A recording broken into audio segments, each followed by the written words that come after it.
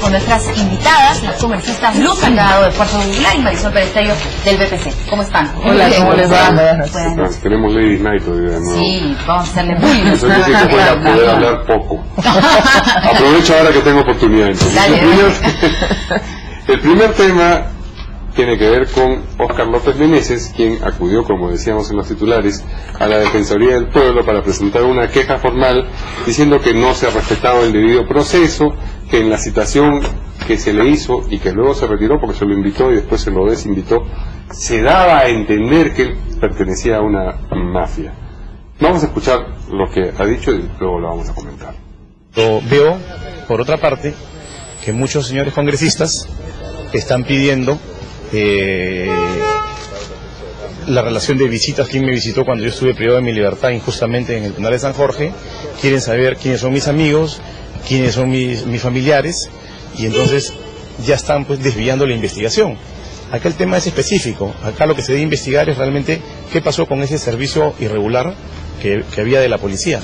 ¿Qué garantía tengo yo de presentarme a una comisión investigadora cuando uno de sus miembros, una congresista, sale a justificar su voto por qué pidió que sea sesión secreta y de repente dice, yo no le puedo dar las estrategias al enemigo? O sea, yo soy enemigo de la señora Taib o algún miembro de la comisión, me están condenando. O sea, yo no soy enemigo de ninguno de los señores, a menos que yo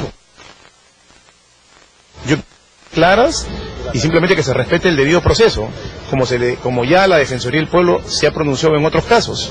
Bueno, tendré que ir de grado fuerza, pues. Pero yo no tengo problema de ir al Congreso, pero que se respete el debido proceso.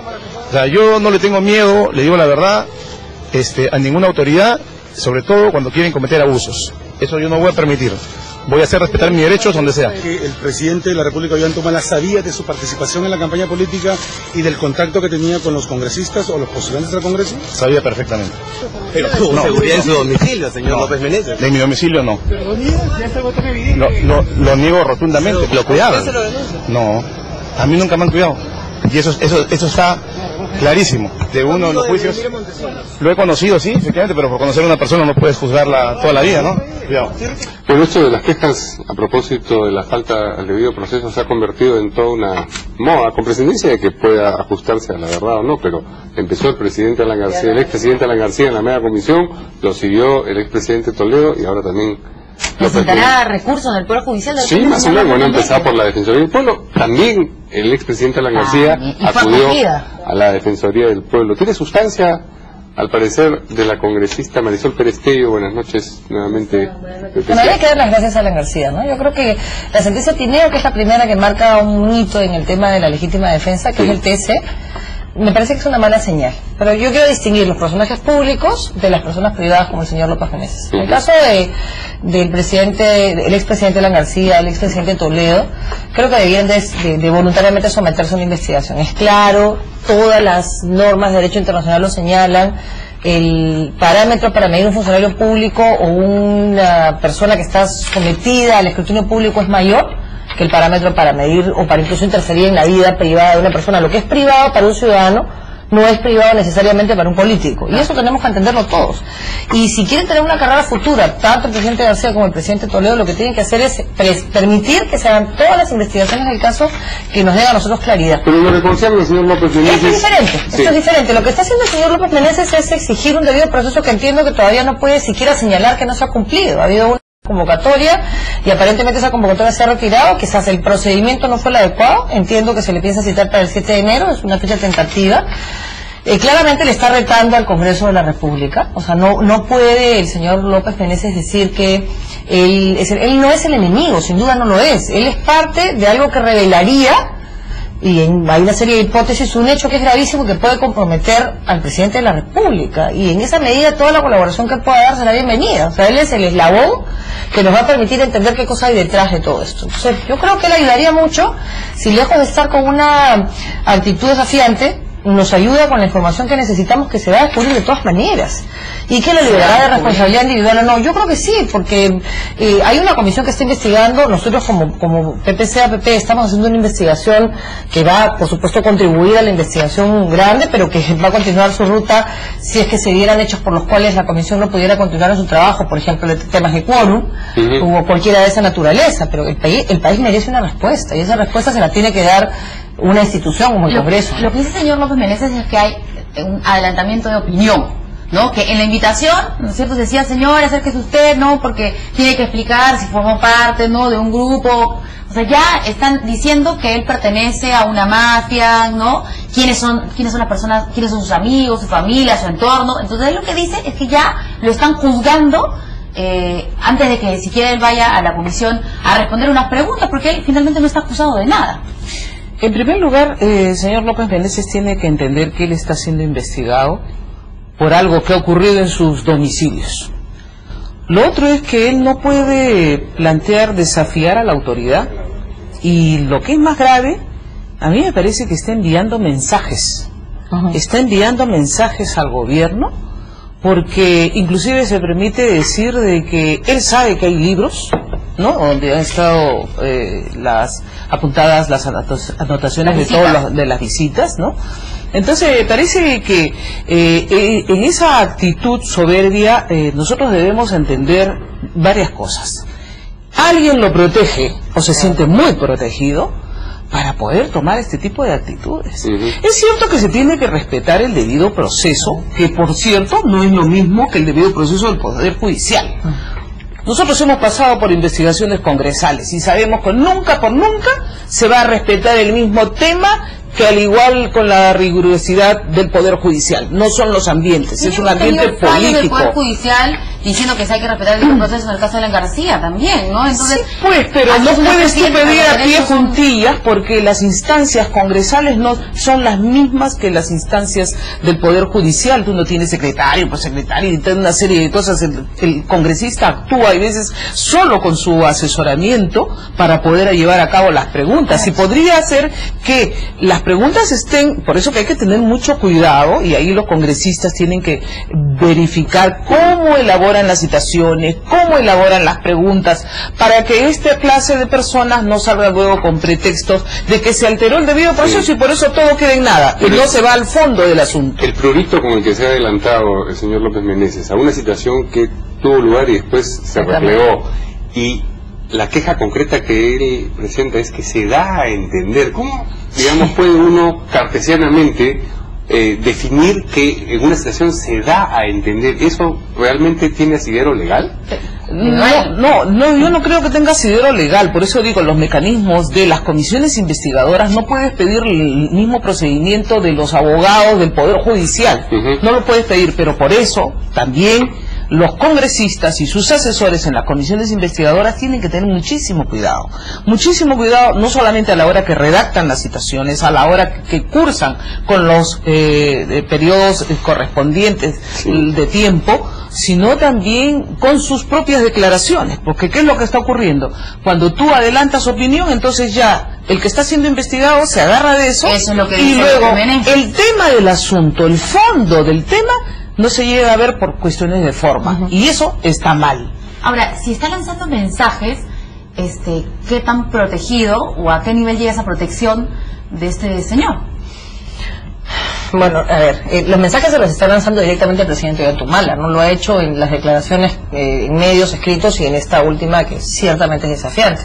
No podemos olvidar, además, que la conclusión de una comisión investigadora no es una sentencia. La comisión lo que termina diciendo es: hay indicios de la comisión de un delito, y lo traslada al Poder Judicial, que tiene que debido proceso y demás, porque ahí sí se está determinando responsabilidad penal, o establece, como en otras comisiones que tienen que ver con esto, donde ya el señor López Meneses declaró, incluso en el penal de San Jorge en el año 2004, con apuntar a encontrar una verdad que es la verdad que se busca. En ese momento no se está buscando sancionar a López Meneses, ni mucho menos. Se está buscando determinar precisamente quién lo protege. ¿Qué cosa había en esa casa que era protegido, donde además él en el 2004 dice que ya no vivía porque era su esposa? Ojo, que es una primera cosa que hay que preguntarle de todas maneras, lo declara y está además en las transcripciones de los audios de San Jorge. Entonces hay que saber ¿Cuál es el vínculo? ¿Quién lo protege? Si esto es una amenaza velada, lo que le está diciendo al presidente es: si no me proteges tú, me voy a encargar de decir todo lo que sé. Y mientras más habla el señor López Menéndez, lo que genera es más incertidumbre en quienes, como nosotros, todos los que estamos acá, ciudadanos y ciudadanas, necesitamos saber la verdad. ¿Son parangonables a las amenazas de Nancy Obregón? ¿Estás aquí? Es el mismo estilo, ¿no? Son las mismas formas, otro tono de voz, probablemente uno más sofisticado que el otro, pero finalmente es lo mismo. Es decir, tú no vas a decir ahora que no me conocías, cuando por supuesto que sí sabías que yo colaboré con la campaña. En todo caso, eso tendrá que probarse, pero yo sí creo que el presidente haría bien en no permitir que se generen temas que no son trascendentes. Para mí, este es el caso, en los 2 años y medio, independientemente de la mala gestión, o las promesas incumplidas, o la falta de seguridad, o todos estos temas de gestión. El tema político más grave puntual de los últimos años es este, y hay que enfrentarlo con la seriedad que un tema de esta naturaleza demanda. Oye, yo lo veo al señor López Menéndez ahora hablar en los medios de comunicación, con los periodistas, y va a la defensoría. Le encanta ver la tele, ¿no? Cosa que antes no hacía, ¿no? Digo, en la década antepasada. La década pasada estaba un poco aislado. Exacto, claro, obligadamente aislado. Pero no, en cambio ahora le gusta, sabe, los medios, habla, y cuando le preguntan sobre la resguardo en su casa, no sé. ¿Y algo más en la comisión del señor Víctor Andrés García Belaunde? Yo creo que tiene que apresurarse tanto la comisión como la fiscalía. Tienen que apresurarse, porque de lo contrario esto va a seguir como una telenovela enredándose y no se va a llegar al fondo del asunto. Mira, por lo pronto, digo yo, ya han citado a la fiscalía, por ejemplo, que tiene mayores recursos que el propio Congreso, a todos los vecinos que viven en ese condominio. Dicen de que una de las casas ya se estaría vendiendo, ¿no? Y debe estar barata. Se tiene que averiguar cómo funcionaba, qué cosas hacían los vecinos. Lamentablemente están involucrados todos y no se pueden abstener. Están en un caso. Todos los periodistas están en un caso muy grave que compromete la gobernabilidad del país, porque algunos están diciendo ya, y el mismo López Menéndez, no, ¿cómo se va a el caso? Un momentito. Lo que ha pasado pues no es un moco de pavo, ¿no? Ha pasado algo muy grave que afecta y puede afectar más todavía la gobernabilidad del país, la seguridad nacional, y entonces sí tienen que ir a investigar a tu casa y a los vecinos, y todos los que estén comprometidos tienen que rendir su testimonio ya. Tenemos un tuit, nos informa la producción, para la congresista Salgado, ¿no es cierto? A ver, nuestros televidentes siempre muy atentos. Fernando García, lo cierto es que le enviaba órdenes a la bancada fujimorista cuando fuiste congresista en el 2000. No, falso totalmente, porque ya lo hemos dicho nosotros. Él fue contratado para el congresista Pollack, que luego fue expulsado, Pollack, de la bancada, y por ende su asesor también. Nunca asesoró a la bancada, nunca. Y puedo dar fe, y pongo como testigo a Marta Hildebrand, que fue presidenta del Congreso en esa época. Tenemos declaraciones también de Víctor Andrés García Belaunde, que es presidente de la comisión que investiga el caso López Menéndez, a propósito de este problema de si se lo citó o no se lo citó, o si la citación tuvo vigencia hasta el final o se interrumpió esa vigencia. Él puede hacer lo que crea más conveniente, está en su derecho. También podría ir a rezarle a la Virgen de Chapi o a Sadica Colonia. ¿Qué cree que aparece López Menéndez? Bueno, supongo que será una estrategia de defensa, pero no sé exactamente por qué se ha presentado un medio. Ha habido esperar que se le cite formalmente y venir a hacer sus descargos en la comisión y tener el tiempo suficiente durante o después de la presentación para poder explicar todo todas las preguntas que la opinión pública está esperando resolver. López Menéndez. Ahora, no es ideal que se lo cite y que después la citación... Ya no, claro. Mira, ahí lo que entiendo que pasó es que algunos opinaron, y a mí me parece con buen juicio, ¿para qué lo está citando, no?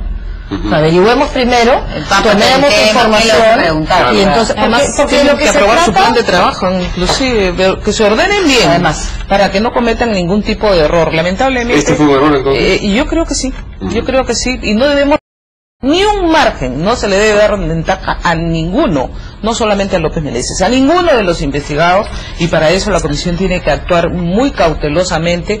Y yo sí estoy de acuerdo en ciertos puntos que tengan algunas sesiones reservadas, porque cuando están las sesiones públicas tú ya vas advirtiendo también de una serie de detalles, y de repente hay preguntas que van concatenadas unas a otras, y de repente tú esperas una respuesta para recién hacer la otra pregunta. Yo estaba en procesos investigatorios y me reservaba algunas preguntas para luego hacerlas al final, porque lo que se quiere es llegar a la verdad. Eso es lo que queremos todos. Entonces no puedes abrir tus cartas, ¿no? Y no se trata de decir al enemigo, no, a todos los investigados, y creo que un fiscal hace lo mismo cuando hace una investigación preliminar. Esto va a ser un enredo, son tantos. Porque estoy pensando ahora, ¿no?, en todos los involucrados, en todos los suboficiales que estuvieron en la casa, a los vecinos de ese condominio, a los generales relevados, a almirantes, ex comandos. Por supuesto. Pero es que no es para menos, solamente hasta al presidente han dicho que de repente podrían llegar a Palacio de Gobierno. Lo que pasa aquí es que si no dimensionamos el problema y hasta dónde puede llegar, vamos a hacer lo mismo que se hizo en la década de los 90. Además no lo dije yo, lo dijo la propia Luz. Si nosotros hubiésemos atendido a ese grito que todos hacíamos, pero que nadie hacía con la suficiente fuerza, aquí se está haciendo una serie de hechos violatorios a los derechos humanos que atentan contra la libertad de expresión. Por favor, atendamos el tema, no hubiéramos llegado a donde llegamos. Y no se puede repetir como Estado los mismos errores. Entonces acá lo que hay que hacer es investigar hasta el final. Y si tenemos que citar a todos los policías, que creo que además es lo conveniente, en el caso Chejade se pudo llegar a conclusiones porque se escuchó no a los de arriba, no, se escuchó al chico que abrió la reja, al que vio fumando al señor afuera, al del... Y eso es muy rápido. En realidad esas son intervenciones que si tú las haces, además tenemos 2 meses en los cuales no hay comisiones y la comisión puede atender todo. Perfecto. Es que es lo que toca. O sea, la exigencia de formar una comisión suponía que todos los que eran parte de ella entendieran que el país demanda del Congreso, y ellos nos representan en ese momento, una respuesta. Ahora, el señor López Meneses hablaba hasta de cortina de humo, ¿no es cierto? Y ha ido a la Defensoría, cosa que ya hace el tema, ¿no es cierto?, bastante político, porque sabemos que ha habido problemas en otras ocasiones cuando el señor García presentaba estos papeles, ¿no es cierto?, estos pedidos de ayuda en la Defensoría, porque el defensor, que no es el nombrado oficialmente, no debería meterse en estos asuntos, decía lo del oficialismo, y por ahí se especulaba que no había, digamos, una estrecha amistad o vínculo, ¿no? Coordinación. Que fuese interino, porque si es interino tiene que cumplir las funciones que corresponden a la Defensoría, sino por una supuesta cercanía política. Aprista, decía. Y de pronto ahora el señor López Meneses llega a la Defensoría. ¿Qué va a pasar? ¿Verá el defensor del pueblo? ¿Se va a o ya tienen la capa caliente? El defensor del pueblo le tendrá que recibir por mesa de parte de repente su pedido, su queja, y lo analizarán, ¿no? Pero yo no creo que aquí se haya vulnerado ningún derecho, ¿no? ¿O cambiarán en esto que queda mañana al defensor del pueblo? No creo que haya tiempo, ¿no? No hay humo blanco. Todavía no hay humo blanco. Esperemos que hasta el 7 de enero podamos, siquiera con los miembros del TC. ¿Es más probable solucionar antes lo del TC que lo de la Defensoría? ¿O más o menos ven igualmente problemático una cosa y la otra? El objetivo es reducir la lista larga a una lista más corta, elegir por lo menos a 3 o 4 miembros del Tribunal Constitucional. Antes que la Defensoría. Y al defensor del pueblo, en realidad, lo que se llegue a un consenso primero. O sea, el número de votos supone que se tiene que conversar y buscar al mejor hombre o mujer. Lo que estoy preguntando es... las conversaciones, digamos, ¿cómo van el las Tribunal conversaciones? ¿Qué Constitucional... parece que se va a solucionar antes? Yo creo que el Tribunal Constitucional... Si acaso algo. Creo que el Tribunal Constitucional, porque entre las personas que se eligieron en el primer momento hay personas que nunca fueron cuestionadas, ¿no? Digamos, entre comillas, de todas las tendencias y que representan sobre todo el constitucionalismo serio. Y a mí me parece no todos los magistrados, sino una porción de ellos con candidatos que reúnen cierto ha habido consenso. Un avance ya cuando hemos elegido a los miembros del ECR, y creo que esa es la intención. Ojalá que podamos terminar hasta el 7 de enero, siquiera con los miembros del tribunal, ¿no? Yo creo que es importante dejar ese mensaje también como parte del Congreso. Vamos a una primera pausa, volvemos inmediatamente con la segunda noticia de la noche.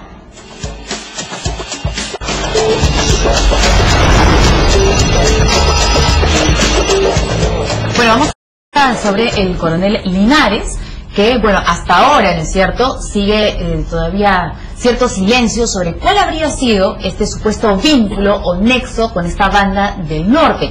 Se ha presentado ya algunos suboficiales de la Policía Nacional que habrían tenido alguna relación, no sé si de resguardo o participación directa en este clan del norte, esta banda criminal, pero hay movilización en Chiclayo a favor del coronel Linares. De algunas personas de la población, digamos, sino de un congresista y expresidente regional de La Maya, que nada menos el señor Yehude Sima. Las declaraciones primero del congresista y luego comentamos aquí con nuestras invitadas. Es sospechoso de que un hombre que se ganó todo el cariño de un pueblo, que se enfrentó a la banda criminal, a la industria criminal del viejo Paco, que sí participó, y me sorprende cuando algún medio de comunicación dice que no estuvo presente. La información es que sí estuvo presente, que no solamente eso, sino que siguió trabajando y siendo efectivo. Cuando está a punto de ser general,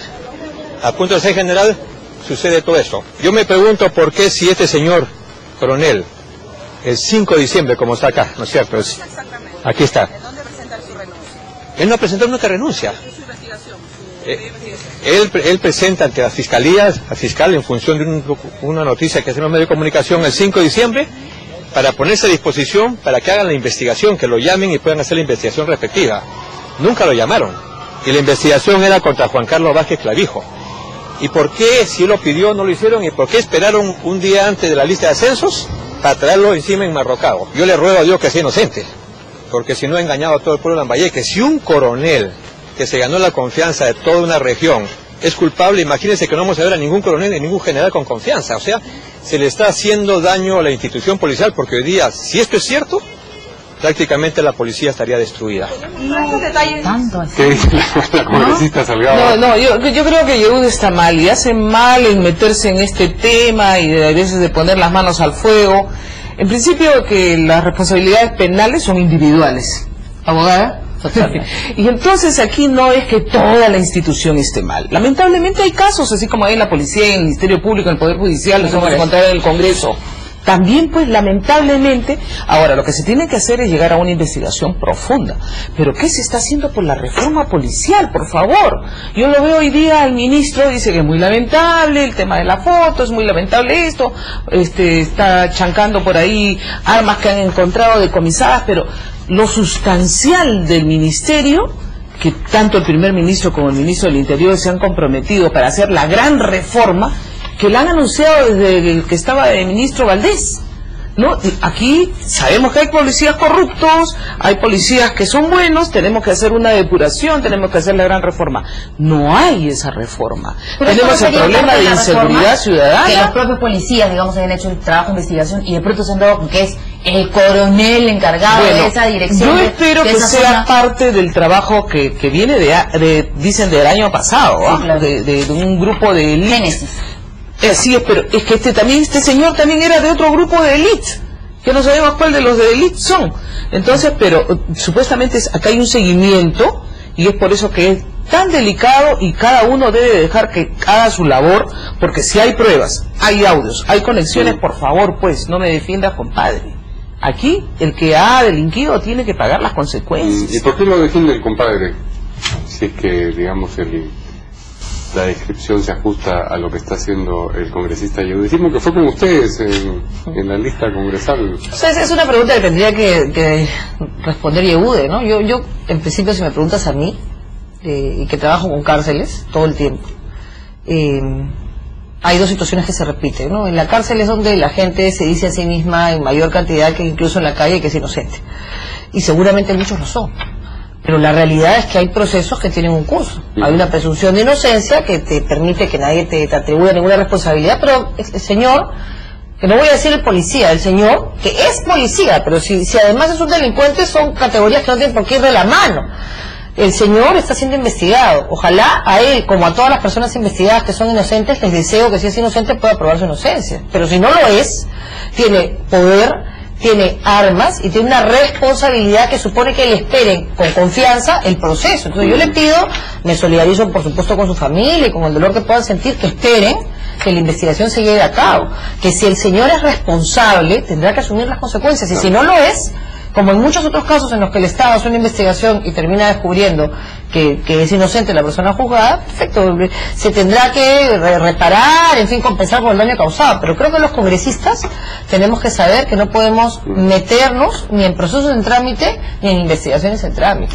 Visitar a un amigo, por supuesto que sí, pero hasta ahí nomás. Por paisanía, digamos, acá. No, yo creo que él se ha equivocado, pero en todo caso será Yehude quien tenga que hacer declaraciones de sobre el repente, tema, ¿no? Porque ahí da a entender el congresista que iba a ascender pronto, el coronel Linares, a general, y que habría algún interés de no querer que él ascienda. ¿Pero interés de quién? ¿De algún otro que quiere ese lugar? No creo, en todo caso no sería por una sola persona, sino por varios, ¿no?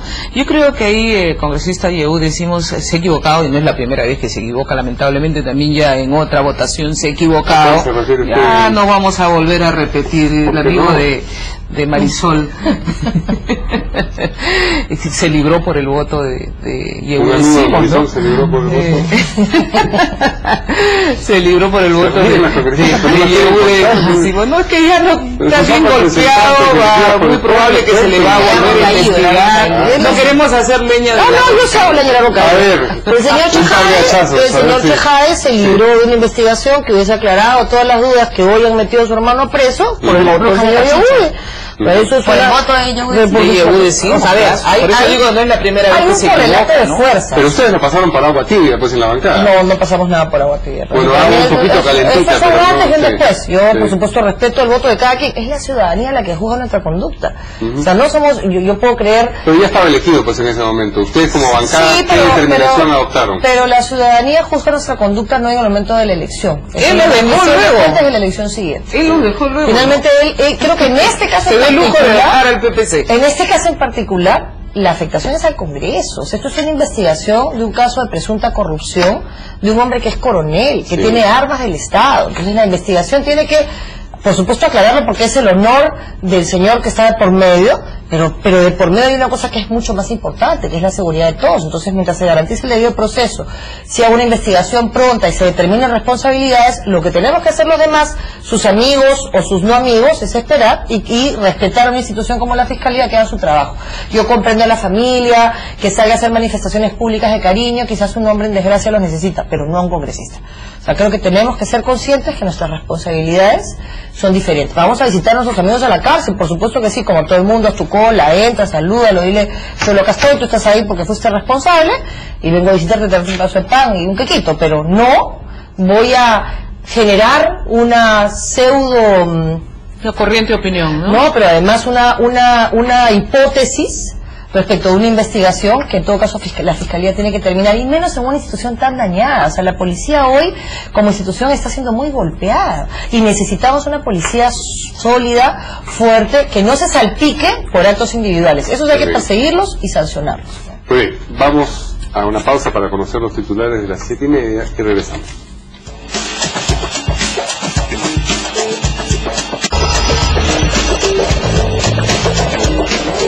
Muy bien, vamos a continuar con los temas. Acá vemos al caso interesante del fútbol, pero no vamos a hablar de fútbol hoy día, lo siento mucho. Vamos a hablar del presidente Ollanta y sus últimas declaraciones y de las universidades de medio pelo. ¿Escucharon al presidente Ollanta? Lamentable las declaraciones del presidente. ¿Cómo? Es decir, tú no te imaginas que es el presidente el que está diciendo eso. ¿Se ha hecho bullying a los chicos? No, hoy día me he encontrado con una sí, serie de muchachos que están en universidades pues que no son las renombradas y están siguiendo una carrera y en vez de él darles un incentivo. Claro, ¿cuáles son las de medio pelo? ¿Las que qué? Las que más baratas, las más baratas, las que no tienen renombre seguro para él. Por lo menos cuáles son las de pelo completo, para que el resto serán las de medio pelo. Mira, o está hablando de las universidades nacionales, que me dolería muchísimo, porque he trabajado en la Universidad Nacional Agraria y es cierto. son más de 15 años que no reciben una infraestructura adecuada ni para hacer investigación. Entonces, ¿de qué estamos hablando si eso es una obligación del Estado? Si más bien él debería estarse preocupando en cómo le damos mayor infraestructura, cómo mejoramos la calidad de la enseñanza, cómo mejoramos todos los aspectos para tener profesionales realmente con una formación académica exitosa. Ahora, él denigra y bueno, ¿qué queda por decirles? No estudien. Mejor es que no estudien. El problema es que esto se tiene que ver en el pleno del Congreso, en la ley universitaria, ¿no? Y entonces los rectores piden participar de ese debate, y por otro lado tenemos el presidente, pues, que habla de manera así enérgica, como pocas veces lo hace además, ¿no es cierto? No siempre sale él a hablar así enérgicamente. ¿Tú quieres decir que no siempre es él el que sale o que no siempre sale él? No siempre sale él. En este caso el orden de los factores... No altera el producto, sí, en realidad. Sí que lo altera. No, claro. pasa las dos cosas. Yeah. Las dos cosas suceden. Pero los rectores, ¿no es cierto?, quieren participar de este debate, y ya con las declaraciones del presidente, bueno, se genera tremendo problema, ¿no? Vamos a ver unos cuadros primero. Nosotros teníamos unos cuadros de Ipsos Perú, y dice la pregunta: pensando solamente en universidades privadas, ¿de qué universidad no contrataría egresados? No contrataría de alas peruanas, 33%. Norbert Wiener, 13%. César Vallejo, 12%. San Juan Bautista debe ser ese. Bautista. Sí. San Juan Bautista. 11%. UTP, 10%. Garcilaso, 9%. U Ángeles Chivote, 9%. Sede Sapiense, 5%. Peruana Unión, 5%. ¿Sí? Hay más cuadros, a ver. Sí. Pensando solamente en universidades públicas, ¿de qué universidades no contrataría usted egresados? La Cantuta, 16%, Villarreal, 11%, San Marcos, 5%, UNAP, 5%, Universidad Nacional de Ucayali, 5%, Sánchez Carrión, 4%, del Callao, San Cristóbal del Centro y Agraria, 3%. ¿Qué más? A ver, las que sí contrataría, privadas. Católica, 61%, ULIMA, 52%, UPC, 32%, San Martín, Pacífico, UCIL, Ricardo Palma, ESAN, Garcilaso. Por si acaso no estoy viendo el porcentaje porque la productora no quiere, no se van a aplicar. De las públicas, en primer lugar, ¿de quién sí contrataría egresados? La San Marcos, Uni, Villarreal, del Callao, Agraria, San Agustín, de Trujillo, Nacional de Piura. Pero hay un salto importante entre la tercera y la cuarta ya, ¿no? Muy bien, no, hay que aclarar porque digamos que es un tema sensible. ¿Se puede asumir que esta lista deja en claro cuáles son las de medio pelo y cuáles las de pelo completo? No. Yo creo que las declaraciones del presidente son penosas, ¿no? Es bien difícil entender cuándo uno representa una institución y cuándo puede decir más o menos lo que le da la gana. Y creo que el presidente de la República no puede no procesar sus textos. O sea, en La Haya, por ejemplo, lo que se reclama del presidente de la República y de todos nosotros es prudencia. Y si no puedes ser prudente, cállate. Pero uno es dueño de lo que calla y esclavo de lo que dice. Un tema de una sensibilidad tan grave como el de las universidades, donde los estudiantes han salido a marchar sin que la ley siquiera se empezara a debatir, donde tenemos enfrentada a la ANR con la Comisión de Educación, donde seguramente hay un problema y sin duda lo hay, que acreditan o que le dan a un estudiante un título que dice que sabe algo que todos los demás pensamos que no sabe y que por lo tanto no le va a servir en su vida profesional, generando una expectativa que no va a ser cubierta, y que por otro lado tienes un Estado que no fiscaliza. Son problemas que debiéramos de resolver todos juntos. Termina enfrentando estudiantes a la ANR. Yo creo que el esfuerzo de la Comisión de Educación yo lo hubiera llevado de otra forma. Yo entiendo a Daniel Mora, pero viene un debate. Hemos acordado, y el señor Freddy Otrón le ha señalado, que esto no se va a debatir en la permanente, ni en lo que termina la legislatura, que son 2 o 3 sesiones más, ni en la permanente. Y creo que eso debiera ser así, porque nos va a permitir a todos, hoy que ya tenemos un dictamen medianamente claro, entiendo, poder con eso confrontar lo que se hace. No todo el que defiende la universidad como está ahora es parte de lobbies o intereses políticos. Lo que ha dicho usted se ha quedado solamente con las universidades de medio pelo, que son un insulto y una ofensa que un presidente de la República le diga al mundo que podría haber un profesional peruano que viene de una universidad de medio pelo. O sea, Me parece y a los estudiantes gravísimo, pero por supuesto. No, yo estoy ahí en mi casa tomando mi lunch y de pronto escucho al presidente de la República decir medio pelo y yo de repente me he esforzado, ¿no es cierto? Con mucho esfuerzo pago en la universidad porque creo yo, eso es lo que yo creo, pues soy padre de familia y no tengo otra información y creo yo que esa universidad es buena para mi hijo. Y ahora el presidente dice que también todo el mundo debate que si es bueno o malo la universidad. ¿Qué tal raza, la verdad? Pero Verónica, además... Discriminación. Pero además Eso es, el problema es inclusión. Ese padre de yo familia... creo que sí, pues mi hijo, quiero que mi hijo vaya a la universidad. Además, ¿por qué no averiguamos cuáles son las becas 18 que se están dando y en qué lugares se están dando? Y entonces podemos comparar si es en lo mejor que hay. O sea, vamos a Harvard, mandamos a Yale, a nuestros estudiantes. ¿Por qué no vamos a la escuela militar? A ver, hagamos pues ahí ¿Cuánto pelo hay ahí? No, una prueba PISA. Y me disculpen todos los amigos que van ahí estudiando. Yo acabo de visitar la escuela de los suboficiales de policía.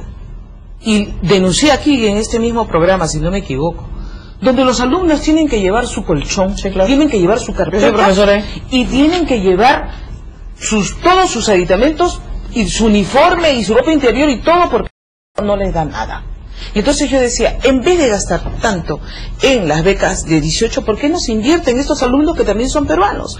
O sea, pésimas las declaraciones del presidente porque no solamente no se está dando cuenta, no ve la realidad que tiene ante sus ojos con las universidades y las escuelas nacionales donde falta tanto por hacer, sino que encima, como decía yo, hace bullying no solamente a las universidades, sino a los alumnos, a los padres de familia, que se sienten mal porque no pueden pagar otra universidad. Además, perdóname, tú no puedes estigmatizar, porque de repente de esa universidad a las peruanas, o San Juan Bautista, o X universidad, excelente, profesional, depende del esfuerzo de cada uno. Personal, la señora que trabaja en mi casa y me ayuda con la limpieza, se fue temprano hoy. Porque su hija, que estudiaba en un colegio estatal, iba a postular en una beca a una universidad. Y me pidió que quería salir temprano. Y yo, por supuesto, anda, con tu hija. Y me lo contó llorando de la emoción. Yo no le pregunté a qué universidad, en realidad me parece intrascendente. Lo importante es que su hija va a la universidad y de repente va a estudiar gratis. Y eso me pareció espectacular. ¿Qué me importa que sea esta o que sea la otra? Que estudie, me lo dijo llorando. Y ahora que escucho esto digo, ¿qué tal raza? Y de repente veo ahora la lista y dice, esta es la universidad de medio pelo, pero además, ¿qué tal raza? Pero además suma el esfuerzo de cada alumno también. Pero suma a las declaraciones que te revelan que el presidente Ollantumala necesita un mejor consejero. Hay temas en los cuales es mejor guardar un prudente silencio, y se lo digo con mucho respeto. O sea, me da vergüenza declaraciones como esas. No las acepto, no porque sea oposición, son inaceptables. Y además asume tu parte de responsabilidad. ¿Qué has hecho en 2 años y medio para que eso no sea así? ¿Qué has hecho para evitar, en todo caso, que sus estudiantes sean estafados? ¿Has hecho un manual? ¿Has informado? ¿Qué demanda hay de trabajo en un lugar o en otro? ¿Cómo has contribuido a cambiar esa realidad que para ti existe y está ahí? Pero además ha hecho aseveraciones respecto de que hay políticos que están siendo financiados por universidades, con lo cual, si tú sumas 1 más 1, lo que está diciendo es, hay una orden al Congreso, a la mayoría y a los satélites que funcionan ¿Para qué no financia a la oposición? No, para que además aprueben el proyecto de ley tal cual está. A ver, un momentito. Pero por motivación política. Exactamente, exactamente. Eso puede ser inaceptable, porque además, ¿cómo vas a preparar ahora? Yo he visto algunas imágenes de unas marchas de la Universidad del Santa. ¿Tú crees que no van a comenzar a reaccionar las universidades ante esto? En vez de generar un debate alturado en el que podamos conversar, buscar los medios, polariza. Y necesitamos una reforma, creo que todos estamos de acuerdo en que sí, pero de repente no es la forma, y con las declaraciones del presidente no se ayuda, la verdad nada. No ayuda. Verónica, es que ese tipo de declaraciones lo único que hace es exasperar y decir, bueno, yo no voy a permitir que les estafen, que aquí, que allá, supuestamente todos van a ser estafados. No es así, pues. Y creo que este tipo de actitudes obedecen a que él está pensando en otros problemas y quiere distraer también el tema, porque sabíamos que la ley universitaria no se iba a aprobar en esta legislatura, pero querían echar a andar para generar el debate que se dio, lo mismo que el tema de bicameralidad, que se sabe que no va a pasar sino hasta después de 2 legislaturas, además que no tiene el consenso de la población. ¿Pero por qué lo ponen?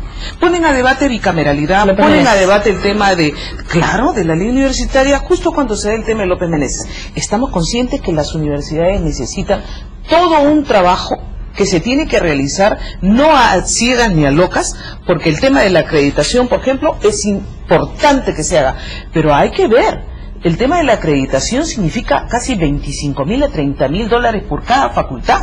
El Estado tendría que empezar por acreditar a todas las facultades. Yo me pongo a pensar nomás de la Universidad Nacional Agraria. ¿Cuántas carreras tiene? ¿Cuánto le costaría? ¿Quién le va a dar a la universidad para que pague esa acreditación? Tiene que ser el Estado. Y los todo eso se tiene que discutir. ¿Van a poder terminar? No, pero además no puede cerrar las universidades, tiene que ser gradual. Si me permites un ejemplo, ¿no? El Ministerio de Educación, que ya está bastante mal y las pruebas son las pruebas PISA, tenía que haber reglamentado un requisito de unos textos educativos. Ni siquiera ha podido reglamentar los textos educativos para que estén acreditados para poder adquirirse por parte del Estado. Y le vamos a encargar que supervise universidades. O sea, ¿por qué no nos ponemos en blanco y negro, establecemos cuáles son los objetivos del proyecto Mora, cuáles generan consenso y cuáles no? En función de eso vamos a un debate. Pero después de las declaraciones del presidente, yo creo que era un debate, es decir, con votos ya decididos, en los cuales no hay ninguna posibilidad de mejorar un texto, que si no se mejora y no se generan consensos, lo que vas a hacer es terminar convulsionar un país que necesita gritos, calma, mesura. ¿O quieres convulsionar el país? ¿Por algo? ¿Por esto? ¿Porque te ha reventado en la cara otro problema? ¿Eso es lo que se quiere? ¿Tapar el sol con un dedo? No, mira, el tema de la universidad necesita consensos. Además, que el tema de la universidad no puede pasar por depender de un Ministerio de Educación que, como ha dicho Marisol, no puede todavía ni con la primaria ni con la secundaria. No puede podido hacer ni siquiera el concurso de directores. ¿Tú te imaginas? Con mucha responsabilidad. Poner a la universidad debajo del Ministerio de Educación tampoco nos parece que sea lo más correcto. Entonces aquí el debate empieza así. Y me alegro, y eso fue lo bueno que dijo Mora, me alegra que haya empezado el debate, pero al congresista Mora le decimos, por favor, tampoco, porque por el tema Toledo también él metió este problema. No, pues, las cosas piano. Vamos a ver un par de caricaturas sobre el tema para reírnos un poco. A ver. Oiga, no puede seguir autorizando sin ningún control. Dice ahí el congresista Mora ¿no? Sí. Ahí a un señor de la Asamblea de Rectores. Bueno, pero el de lentes ahí con el símbolo de dólar. ¡Claro que sí! Para eso tenemos autonomía, dice la Asociación Nacional de La universidad es Albert Einstein. Y atrás está la Universidad Don Pedrito. Ollanta tiene razón, Eduardo, porque de los colegios y universidades de medio pelo solo salen electores de medio pelo que siempre eligen congresistas y presidentes de medio pelo. Qué bueno. Sí, Ahí está el vuelto. Con esa frase se quedó ya, ¿no? Con esa inquietud cerramos. Ahí está el vuelto, ¿no? Muy bien, vamos a una pausa y volvemos.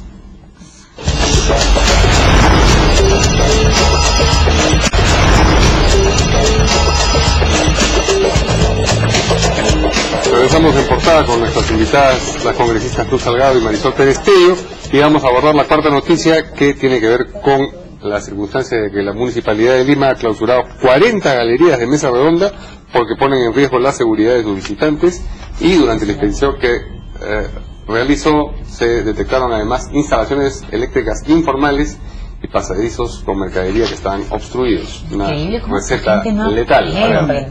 Pero no se acuerdan además cuando hubo un incendio, ha pasado unos años nada más, teníamos centenares de muertos. O sea, ya al margen de las autoridades que de repente irresponsables, negligentes, y no controlan y fiscalizan, uno mismo, por favor. La gente se moría atrapada ahí. Eran como unas ratoneras cuando se desató este incendio horroroso en Mesa Redonda y la gente no aprende. Bueno, y se han clausurado ahí 40 galerías. ¿Qué dicen nuestros congresistas? Bueno, por la seguridad yo te diría que está bien, pero han debido hacerlo antes, pues, porque lamentablemente ya estamos en plena etapa, falta una semana para Navidad, esto ha tenido que hacerse. Oye, a ti te voy a multar con 5.000 soles si tú me pones una caja aquí que impida el tránsito de los...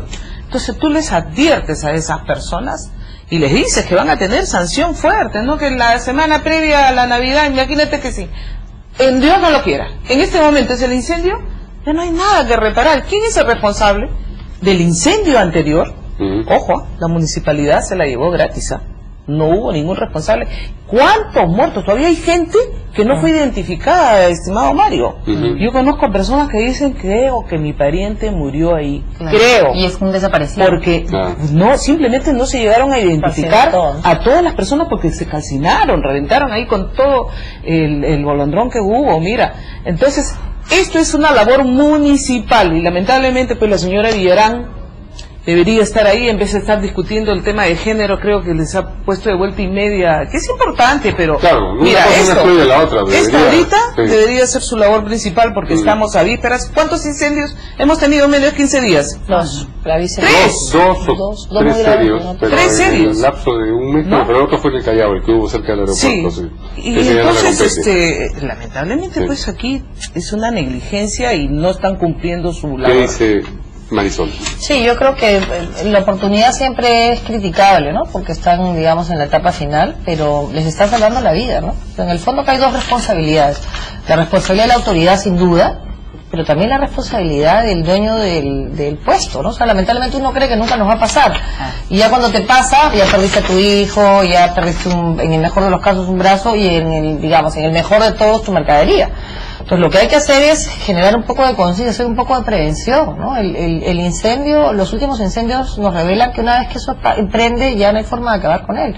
Un incendio en Mesa Redonda sería, para empezar, volvería a generar la misma cantidad o mucha más de muertos, pero además sería fatal, porque nos está pasando lo mismo por segunda vez. Eso revela que no hemos aprendido. ¿Pero es desidia del municipio metropolitano? Pero por supuesto es desidia del municipio metropolitano, es falta de responsabilidad de los dirigentes comerciantes, que los hay y son muy buenos, y en muchas cosas han logrado grandes mejoras para las organizaciones que representan. Debieran de preocuparse también por el tema de la prevención, ¿no? Yo entiendo que en Navidad es un momento en el que se vende 10, 20, 30 veces más de una venta regular, pero organicémonos. O sea, no hay por qué exponer la vida de las personas que se dedican al comercio legítimamente y que van acompañadas de sus hijos, ¿no? En esta época va la señora, la dueña del puesto, más el marido que lleva y trae la plata, o la amiga que lleva y trae la plata al banco para evitar que les roben, más todos los hijitos.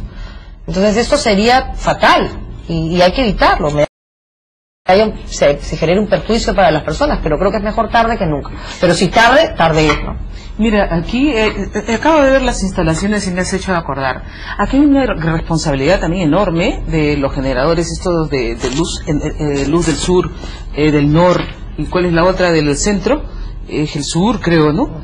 Porque deben estar ellos no solamente cobrando los recibos, sino también ver cómo están todo tipo de sus instalaciones. Aquí he visto ya una serie de instalaciones que son clandestinas.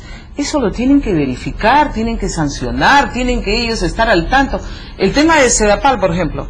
Otra vez, los grifos que tiene Sedapal no tienen conexiones con el agua. Lo hemos visto en el último incendio. Entonces aquí también hay una responsabilidad de estas empresas que tienen que cumplir su función. Oye, tenemos que esperar que ocurra un accidente, que ocurran muertes para decirles, un momentito, cumplan con su tarea. No solamente recabar el recibo, llenarse de burocracia, sino que cada uno tiene que cumplir su rol. Solamente así vamos a funcionar.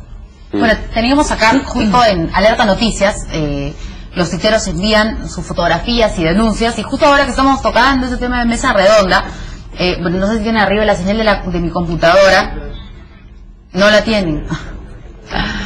Bueno, están pasando ahí los tuiteros a Renzo Guevara, tienen ahí pues unas conexiones pues terribles, ¿no? De energía eléctrica. De energía eléctrica, están ¿no? mal.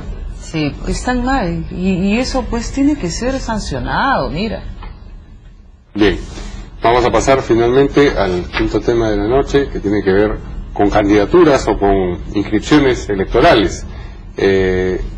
El empresario acusado por narcotráfico César Cataño y el dirigente de la Corporación Nacional de Transporte Julio Raurrao son algunos de los personajes que han adquirido un kit electoral de la OMPE y buscan la inscripción de sus partidos para participar en las próximas elecciones. Algunos de los personajes, vamos a decir, pintorescos, es lo que faltaría en esta enunciación de la noticia, porque no es que expresen un sector político. ¿O César Cataño expresa un sector político? No, sin duda no. Sin duda no. ¿O hay algún sector político que lo exprese? De repente absolutamente, por lo menos no es el PPC. Y creo que esto ataca un problema de fondo, ¿no? La reforma electoral que debió hacerse al inicio de este periodo congresal, o sea, hace 2 años y medio, no se ha hecho. Y necesitamos hacer reformas electorales que nos garanticen un sistema que finalmente haga que la oferta electoral sea lo mejor de lo mejor. Y hay que consolidar partidos políticos. Mi partido cumple 47 años, el día miércoles. 47 años en los cuales ha habido un esfuerzo de formación, seguramente algunos errores, pero que supone que detrás de cada candidato al PPC hay una labor de seguimiento, una labor de supervisión, hay sanciones, hay expulsiones, hay por supuesto capacitación, hay una mirada del bosque, hay una mirada del árbol, hay la construcción de una visión común de lo que queremos para el país. Los proyectos caudillistas no le hacen bien ni a este Estado ni a ningún otro. O sea, hay que trabajar para institucionalizar la vida política y la democracia, que nos permita tener candidatos que no sean mesiánicos. Ya no estoy hablando eso es otro tema, ni el dictador. ¿Hay caudillo bueno? Hay hombres que pueden ser buenos, ¿no? O mujeres que pueden ser buenas, pero que finalmente son caudillos, exactamente. Entonces, creo que los sismos en el Perú no han sido buenos. Y que en todo caso hay que trabajar por institucionalizar ideas. ¿A quién se refiere? ¿Alberto Fujimori? Me refiero a Odría, sí, también Alberto Fujimori. O sea, así empezó, ¿no? Aprismo, pecismo. El APRA hoy, el problema del APRA es el alanismo, no el APRA. Es que se haya convertido en el centro, claro, la política es antropomorfa y en todo caso gira en torno a personas, pero tienen que haber ideas que trasciendan, y la participación de personas o de personajes, independientemente de quiénes sean, que ingresan a la política con este tipo de ánimos, no es sana. O sea, yo creo que hay partidos que han trascendido a sus líderes. Ahí hablemos, por ejemplo, de Acción Popular, y eso me parece bien. O sea, Somos Perú, para que se forman o nacen bajo una persona que se construye en función de ideas y luego reúne personas, construye un plan político nacional que me parece bueno para el país. Pero tienen, digamos, una expresión política bastante más reducida. Yo recuerdo que muertos Prado y muertos Odría todavía y el odrismo tuvieron hasta representantes en la constituyente. Pero eso, claro, pero estaba camino a la extinción. ¿No tiene usted la impresión de que de repente podría ocurrir eso con alguno de los partidos que menciona? Mira, ¿y te refieres a cuál es un partido? No, yo creo que no. Yo creo que hay que consolidar. Además, creo que hay que consolidar. Una cosa es lo que uno piensa que debería ocurrir. Lo que estoy preguntando es qué cosa es lo que cree que en efecto está ocurriendo. Yo creo que, a ver, el gran ganador, además del PPC en estas últimas elecciones, nosotros Somos Perú, que demostró que tiene una vocación municipal que bien trabajada le puede dar permanencia en el tiempo. La candidatura de Keiko y este nuevo concepto también, si es que se trabaja bien, puede significar que es un partido, aunque sea la misma familia, pero es un partido que sobrevive en base a ideas, y me parece correcto. Podríamos decir, con Perú Posible, Alejandro Toledo, pero se ve que de repente Ollantaytamala, Nadine Heredia, no, pueden ser nuevas agrupaciones políticas. Pero lo que debe hacerse es buscar, pero revisemos los planes de gobierno, pues el plan de gobierno de Ollantaytamala, olvídate de la hoja de ruta, en el formato que se tenía que llenar del jurado dice XXXX, porque tenías que llenar los datos para poder pasar al cuadrante siguiente. Eso es inaceptable, porque le quita seriedad a la política. Yo te dejo, Luz, que entiendo que puedes responder a algunos temas. En principio, nosotros ya en la Comisión de Constitución tenemos varios dictámenes que están en orden del día, que no han sido tomados casualmente por la mesa directiva ni el consejo directivo, donde vamos avanzando en esta reforma de los partidos políticos y también de las reformas electorales. Es cierto que va a llevar a discusión, pero algo que hemos tenido en cuenta a la hora de discutir esto en el grupo de trabajo es que se tiene que reforzar los partidos políticos como instituciones, y una gran responsabilidad le compete al partido político para ir creando nuevos liderazgos, ir consolidando esta descentralización que tiene que tener el propio partido político, y de ahí la importancia de tener el financiamiento de los partidos para que puedas tú trabajar desde empezar a mantener locales en cada provincia, crear los cursos de capacitación, ir conociendo a tus líderes y que la población pueda opinar democráticamente en cada sector. Esto es un trabajo que demanda dinero, que demanda esfuerzo de cada uno de los partidos políticos. Y creo que cada uno de las personas que ahora sé que están comprando kits, tienen todo el derecho constitucional, pero de ahí a que logren un liderazgo o que logren consolidar, un momentito, hay que advertir también a la población que en etapa electoral esto se convierte lamentablemente en un mercadeo de cómo vendo puestos y posiciones.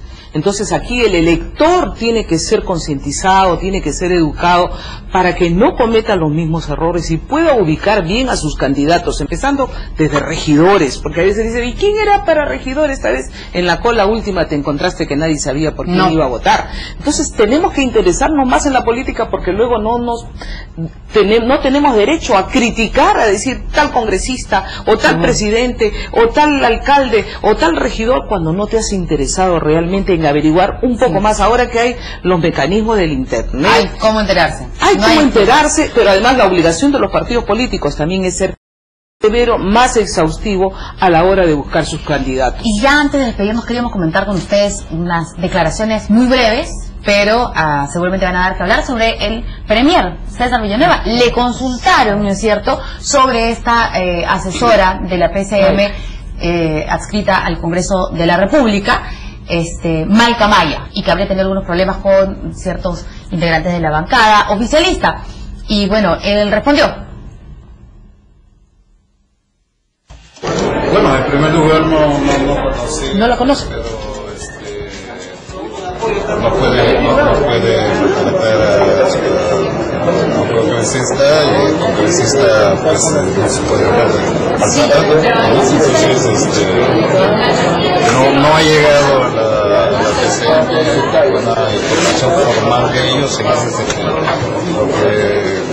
Una opinión discordante con la del presidente, que ayer dijo que bueno, pues que si había problemas entre esta coordinadora y ciertos miembros de la bancada, que era normal, y él, en cambio, dice que no se pueden maltratar a los congresistas. No la conoce. No la conoce, creo. No, pero como principio él dice que no se puede maltratar. Pero tiene razón, o sea, los congresistas no estamos aparte de eso hay un sujetos problema entre la opinión del primer ministro y el presidente de la República, ¿no? estamos sujetos a mandato imperativo. Y lamentablemente pues si hay algunos congresistas que se dejan mandonear o manipular, es problema creo del congresista. Exacto. No de la asesora. Y si esta asesora se da ínfulas y tiene el poder que dice tener, es un problema del partido de gobierno y que entre ellos van a tener que solucionar ese tema, ¿no? Pero definitivamente un congresista no se puede dejar mangonear, pues los asesores están para eso, para asesorar, para ayudarte, para poderte conseguir información, para conseguirte datos, pero no van a decidir ni la palabra ni el voto del congresista. Yo no estaba de acuerdo hasta estas declaraciones, con que coincidió además 100% con Luz. Este tema de Malca Maya es un tema de la bancada oficialista que la bancada tiene que resolver.